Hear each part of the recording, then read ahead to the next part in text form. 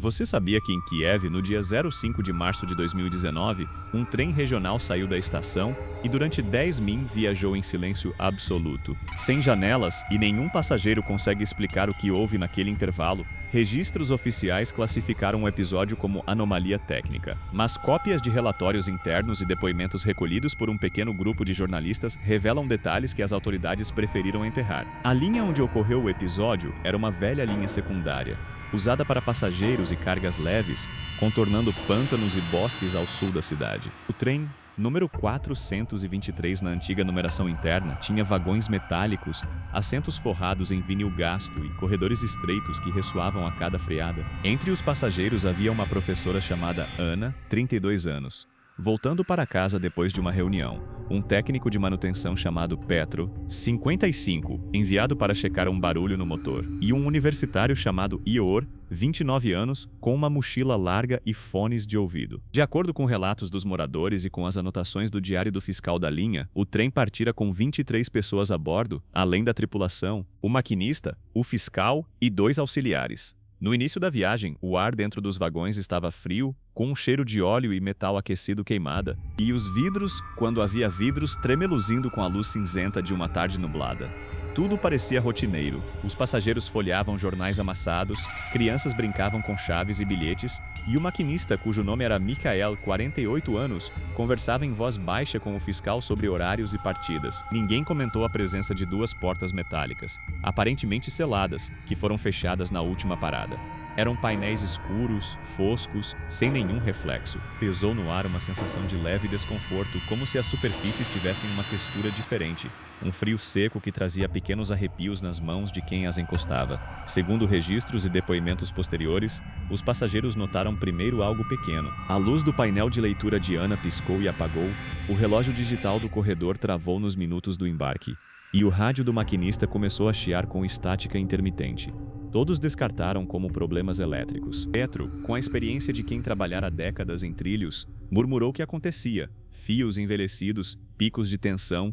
Ele caminhou pelo último vagão, tocando as paredes frias e sentindo uma umidade fina no metal, como se o ar tivesse se comprimido. Quando o trem entrou no trecho chamado de desfiladeiro de Orodok, o primeiro sinal que algo estava diferente foi o silêncio. Não um silêncio comum, mas uma ausência tão completa que até o farfalhar das roupas parecia proibido. O maquinista percebeu pelas manhas do painel que o sistema de comunicações tinha caído, e anunciou no microfone que tentaria restabelecer contato.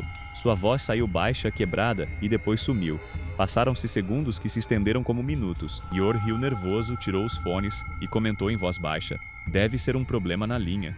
Ana fez uma observação pragmática, tentando acalmar: "Vai chegar em breve." Petro checou as portas, tocou os painéis foscos e sentiu o metal pulsar sob a pele dos dedos, uma vibração que não combinava com o ritmo do trem. O ar ficou mais frio. Um odor estranho surgiu, difícil de nomear, como se algo velho tivesse sido enxaguado com água fria e deixado para apodrecer aos poucos. Era um cheiro que pressionava o fundo da garganta e provocava náusea. O segundo sinal foi mais inquietante. Objetos mudaram de lugar sem que ninguém lembrasse ter mexido neles. Um livro que estava sobre o colo de Ana apareceu horas depois no corredor, aberto em uma página com palavras riscas, rajadas de tinta preta que não eram daquela edição. O bilhete de Ior, com um horário impresso, estava dobrado de maneira que ninguém sabia explicar. Alguém notou marcas na pintura dos painéis, riscos finos como unhas de pequeno porte, preenchendo um padrão circular. O grupo começou a se olhar com atenção crescente. Comentários curtos e repetitivos surgiam em sussurros. "Você viu isso?" "Não sei. Era vento?" O maquinista tentou abrir a janela do posto de comando e encontrou apenas uma superfície lisa, fria, sem vidro, sem qualquer vislumbre do lado de fora. No momento em que puxou a alavanca de emergência, o mecanismo respondeu com um estalo metálico, como se algo dentro do trem tivesse se acomodado. O terceiro sinal tornou qualquer explicação razoável impossível. No ápice do silêncio, quando o relógio do corredor parecia ter parado em um tempo imaterial, veio uma presença que não se podia vertebrar em palavras. Primeiro foi a sensação. O peito apertou. A respiração ficou curta e irregular. Uma tontura baixa e profunda varreu alguns passageiros que se apoiaram nos bancos. Depois os sons, tímidos no começo, um arrastar sutil como se algo deslizasse sob o piso quase inaudível, mas causando um eco interno que reverberava nos dentes. Ior tentou gravar com o celular. O aparelho registrou apenas uma tela preta e, por trás, um zumbido grave que parecia modular vozes em camadas não humanas. Ana descreveu mais tarde que sentiu hálito frio no lado do pescoço, embora ninguém tivesse se aproximado. Petro jurou ter visto uma sombra alongada atravessar o corredor, uma coisa que não projetava contorno consistente, como se fosse feita de tinta negra derramada. Houve um falso alívio. A luz do painel retornou por alguns segundos e um anúncio automático, antigo e arranhado, sugeriu haver um problema técnico e que a equipe trabalhava para normalizar o serviço. Passaram-se minutos que se afinavam e alguns passageiros riram nervosamente. Alisaram roupas, fingiram distração. O maquinista olhou para o relógio. O ponteiro não existia, e disse apenas tudo bem com uma voz que tremia. Depois o trem cambaleou com um movimento seco e uma das portas centrais abriu sozinha, revelando não o bosque ou a via, mas um escuro opaco, como se alguém tivesse pintado a vaga exterior com uma tinta que absorvia a luz. Ninguém se lembrava de uma estação ali. O corredor estremeceu e uma das crianças começou a chorar, um choro baixo e sem fim que as mães tentaram calar em vão. Quando os 10 min se completaram, não foi com um alívio suave, mas com uma revelação violenta. A superfície que antes parecia janela se tornou translúcida por instantes e mostrou imagens que desafiam descrição. Paisagens sobrepostas, olhos fechados em massa, faces que se esticavam além de proporção e um brilho frio como de lâmpadas que não pertencem a este mundo. Alguém gritou. O maquinista tentou puxar o freio, mas as alavancas haviam endurecido, como se mãos invisíveis a segurassem.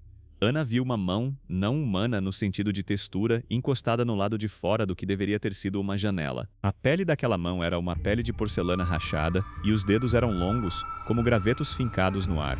No instante, a figura descolou-se e deslizou pelo corredor na direção dos passageiros, 100 passos, arrastando uma sombra que sujava o ar. O pânico foi instantâneo. "Abra!" gritou alguém. "Desça!" respondeu outro, mas as portas permaneceram imóveis. Petro alcançou uma chave inglesa no bagageiro e tentou arrombar um dos painéis selados, golpeando com força. O metal reluziu sob a luz intermitente e a ferramenta bateu com um som que não ecoou. O impacto desapareceu como se o som tivesse sido sugado. Um passageiro mais velho, que havia fechado os olhos, abriu-os e não tinha mais a mesma cor.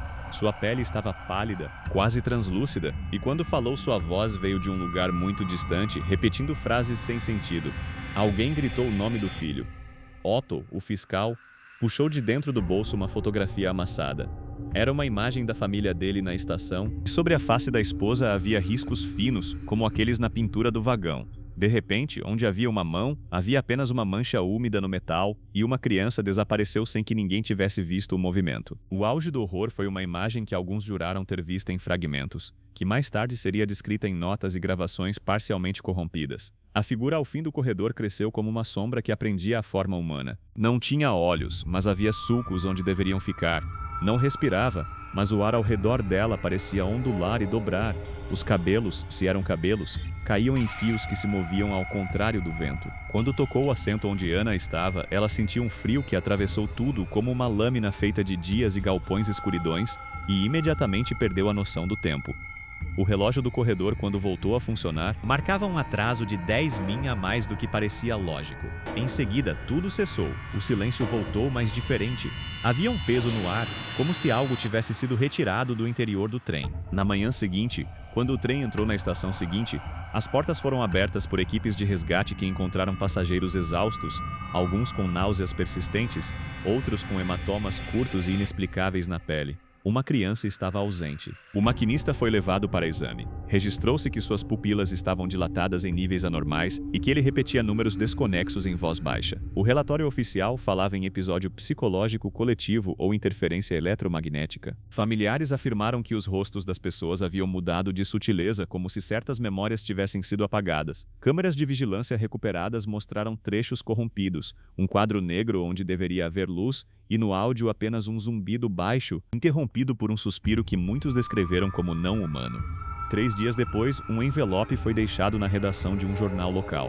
Dentro havia uma peça do revestimento do vagão, um fragmento de material que lembrava vidro opaco, com sulcos que pareciam digitais, longas e finas. Havia também um bilhete escrito com pressa. Eles não são janelas.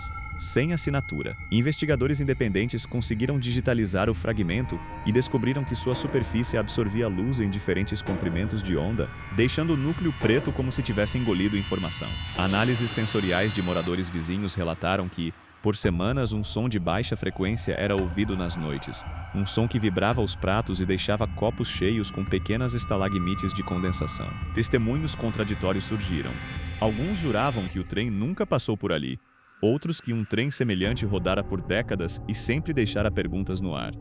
A pergunta que ficou e que ninguém conseguiu responder de forma satisfatória é simples e perturbadora. Durante aqueles 10 min sem janelas, quem viu o que houve do outro lado? Há relatos, incompletos e desconexos, que falam de rostos alinhados na paisagem, de mãos batendo no vidro de fora, de estações que não constavam em mapas. Um áudio recuperado da mochila de Ihor contém, nos últimos segundos, um som como de alguém sussurrando uma sequência de palavras sem sentido e, por fim, um suspiro prolongado que se apaga em estática. Ao revelar as imagens, o jornal que recebeu o envelope publicou o fragmento com uma legenda curta. Não sabemos. Meses depois, alguns dos passageiros mudaram de cidade, outros recusaram falar. A criança que desapareceu nunca foi encontrada. Documentos que chegaram peçonhentos às redações alegavam ter sido classificados por ordens do alto comando ferroviário. Solicitações de informação foram negadas.